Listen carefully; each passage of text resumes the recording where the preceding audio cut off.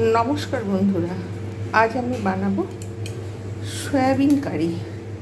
তার জন্য যে যে ইনগ্রেডিয়েন্টসগুলো নিয়েছি, এখানে সয়াবিনগুলোকে প্রায় 1 ঘন্টার মতো ভিজিয়ে রেখে এখানে 2-3 বার ধুয়ে জল একদম পুরো নিংড়ে চিপে রেখে দিয়েছি এতটার মতো। তারপরে এখানে নিয়েছি রোস্টেড কসুরি মেথি এবং গরম মশলা গুঁড়ো। এখানে নিয়েছি ধনে জিরে গুঁড়ো, এখানে লঙ্কা গুঁড়ো আর হলুদ গুঁড়ো, এখানে লবণ, এখানে নিয়েছি আদা রসুন পেস্ট, টক দই, এখানে টমেটো, এখানে আলু নিয়েছি, একটু মিষ্টি আলুও ব্যবহার করেছি টেস্টের জন্য, এখানে নিয়েছি পেঁয়াজ আর এখানে নিয়েছি ঘি।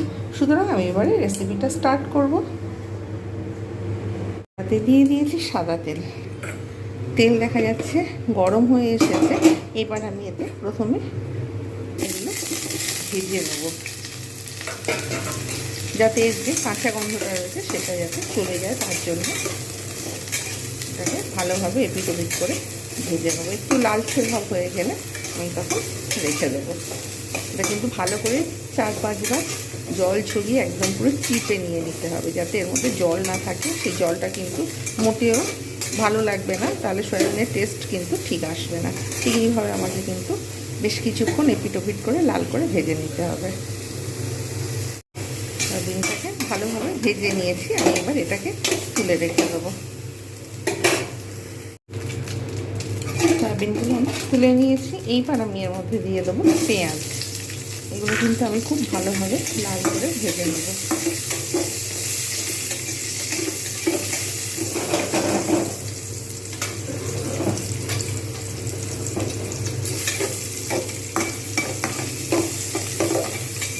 যতক্ষণ পর্যন্ত না লাল হচ্ছে আমি কিন্তু ততক্ষণ পর্যন্ত আমি কিন্তু অপেক্ষা করব। আর এইখানে সয়াবিনগুলো আমি হালকা লালচে করে এরকম করে ভেজে নিয়েছি।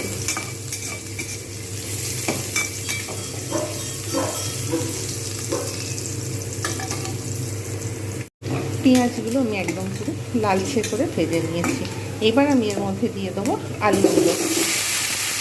আলুগুলো আমি কিন্তু খুব ভালোভাবে এপিট করে আমি কিন্তু ভেজে নেব, একদম লাল করে ভেজে নেবো।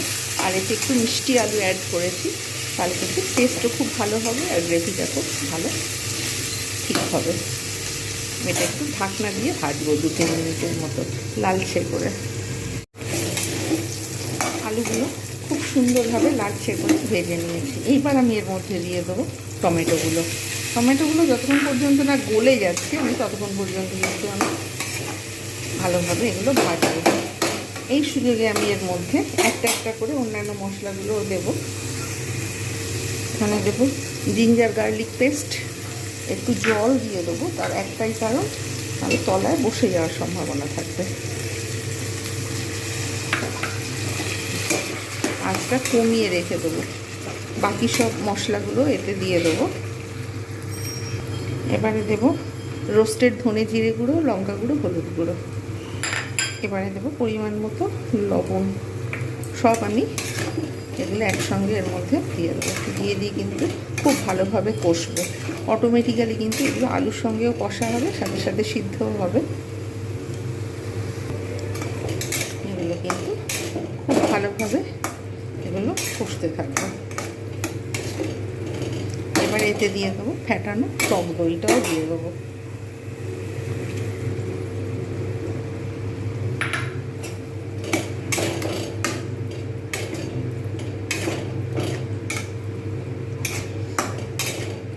যাতে অটোমেটিক্যালি ভালোভাবে কষা হয়, তার জন্য আমি এবার ঢাকনা দিয়ে দেবো। আঁচটা কমিয়ে রেখে 2-3 মিনিটের মতো একদম ঢাকনা দিয়ে রেখে দেবো।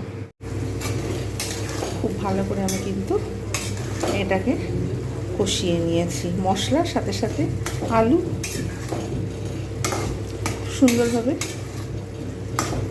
গ্রেভিটা খুব সুন্দর হয়েছে, তেলও ছাড়তে শুরু করে দিয়েছে, আলুগুলোও সিদ্ধ হয়ে গেছে। এইবার আমি এর মধ্যে দিয়ে দেবো যে সয়াবিনগুলো রেখে দিয়েছিলাম, আমি এবার সেগুলো এর মধ্যে দিয়ে দেবো। দিয়ে আবার ফের এগুলো খুব ভালোভাবে এগুলো কষবো।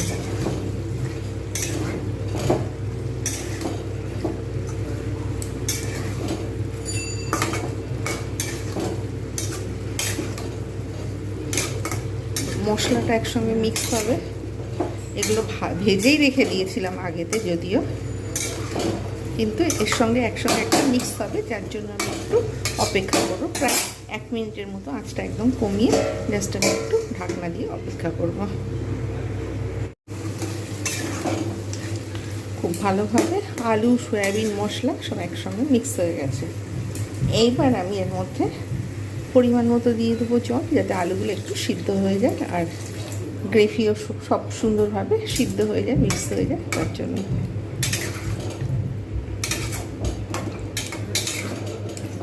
শেষে রোস্টেড কসৌরি মেথি, গরম মশলা গুঁড়ো, চিনি আর ঘি দিয়ে নামাবো।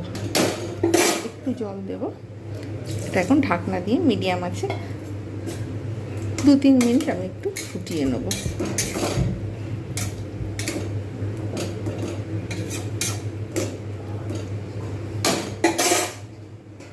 এখন ফুটতে থাকবে, কিছুক্ষণ পর আবার ফিরে আসছি।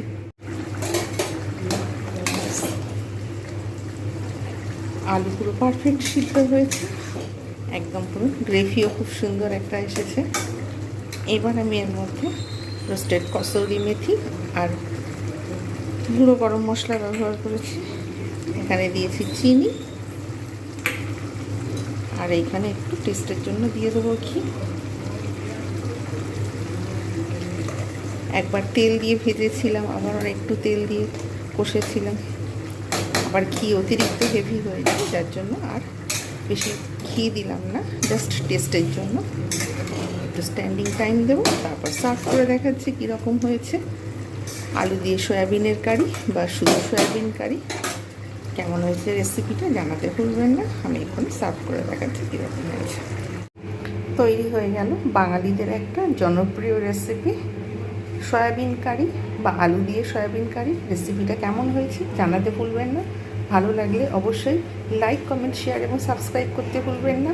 যারা যারা ফেসবুক, ইনস্টাগ্রাম এবং টুইটার থেকে দেখছেন তাদের অসংখ্য ধন্যবাদ। যারা যারা লাইক করছেন, কমেন্ট করছেন তাদের অসংখ্য ধন্যবাদ। প্রত্যেকে ভালো থাকবেন এবং এতক্ষণ আমার সঙ্গে থাকার জন্য অসংখ্য ধন্যবাদ। Bye bye and take care. এইরকম নিত্য নতুন ভিডিও পেতে অবশ্যই আমার চ্যানেলটাকে সাবস্ক্রাইব করুন, এইটা অনুরোধ রইল। আজকের মতো এতটুকুই। Thanks a lot.